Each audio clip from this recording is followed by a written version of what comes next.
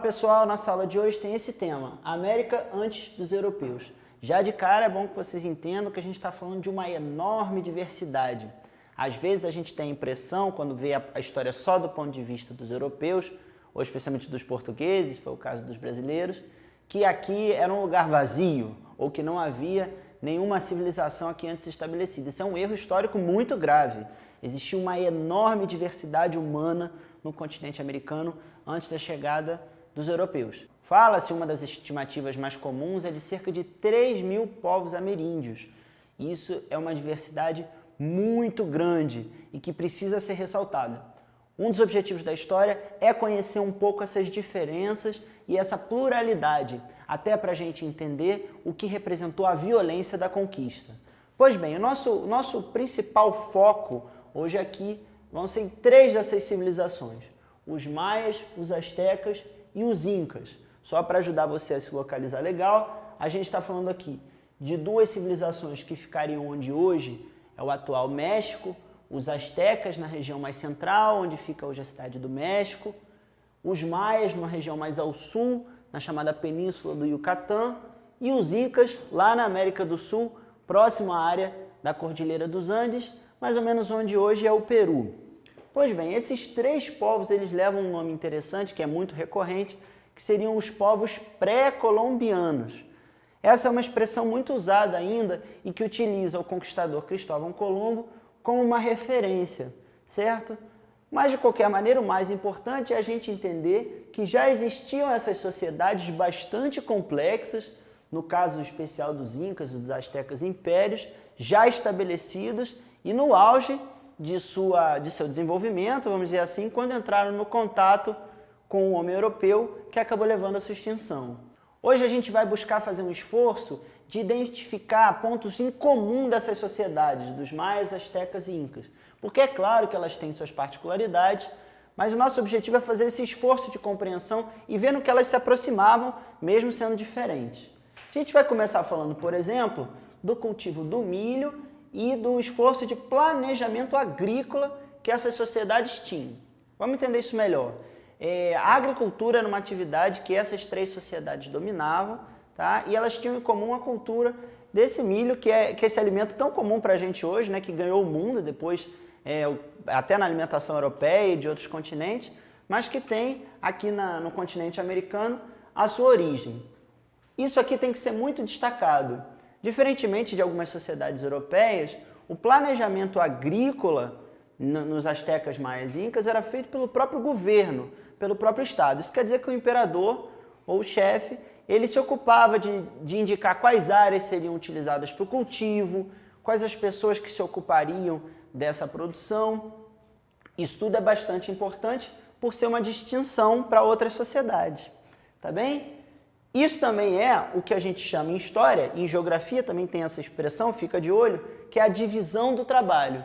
Isso quer dizer que a produção das coisas, no caso aqui eu estou falando especificamente da produção agrícola, ela passava por uma divisão.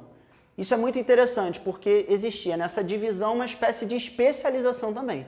Isso quer dizer que algumas pessoas ficavam mais aproximadas do cultivo do milho, por exemplo, outras pessoas na produção de pequenos artefatos, outras mais ligadas à cobrança e ao comércio. E essa divisão era muito clara para quem era de uma dessas sociedades. Ainda falando sobre dividir e classificar, essas sociedades elas tinham em comum o fato de serem hierarquizadas. Explicando rapidinho o que é uma hierarquia.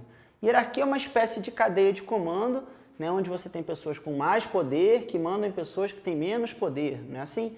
Essas sociedades elas tinham essa característica muito forte, ou seja, cada um dentro dessas sociedades sabia qual era o seu papel e se era mais ou menos importante nessa organização social.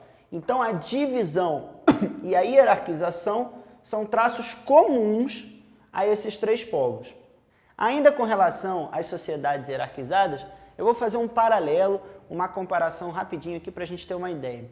Em muitas das sociedades indígenas brasileiras, existia a divisão do trabalho, né? Por exemplo, o homem cuidava da tarefa da guerra e a mulher da produção de alimentos, mas não existia isso de uma forma hierarquizada, ou seja, onde você considera que uns são mais importantes do que outros, né? Isso é interessante para a gente ter um paralelo, estabelecer uma comparação. Realmente, entre astecas, maias e incas, essa questão da hierarquia do papel de cada um, isso era muito fortemente estabelecido. Gostaria de destacar também as crenças e os cultos de signos da natureza. Agora a gente vai dar uma olhada nas imagens bacanas que estão separadas aqui, né? Especialmente nessa imagem aqui de baixo. Reparem que tem um elemento aqui da natureza em destaque, que é o Sol, que era importante para essas três civilizações, especialmente para os astecas. O Sol era um símbolo bastante forte, né? A religiosidade dessas três civilizações estava bastante ligada a elementos da natureza. Então, muitas vezes o culto era feito numa relação com esses elementos, que também eram representados como signos nos registros deixados. Olha aí a questão do documento histórico de novo, que prova para o historiador como foi. Esses signos, eles aparecem em muitos registros dessas civilizações. Outra coisa muito interessante que eu gosto sempre de ressaltar quando dou aula sobre esse tema é com relação aos sacrifícios e como isso funcionava. Para a gente parece uma coisa assustadora, né? Eu vou dar o exemplo dos astecas, por exemplo. Existia na sociedade asteca a ideia, olha aqui a imagem, vocês conseguem reconhecer?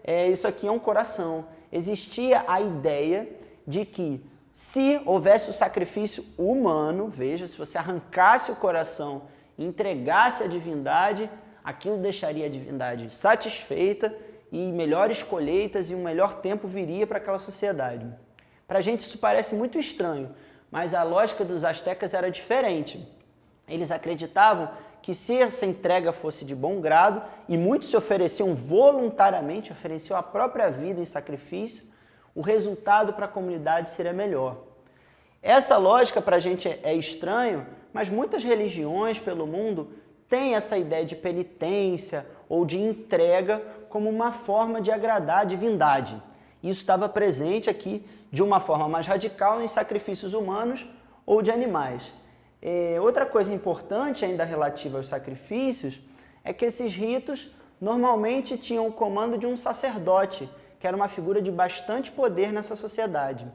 Às vezes, o próprio imperador, como ainda falando dos astecas, tinha essa ligação com o divino. Ele era uma espécie de uma divindade, ou tinha uma relação bastante próxima com essa divindade. Para encerrar, e que também é muito importante para o historiador, falando da questão dos signos e dos símbolos, como esse aqui. Essas sociedades, elas desenvolveram escritas de tipo pitográfico e ideográfico. O nome é estranho, mas a ideia é simples.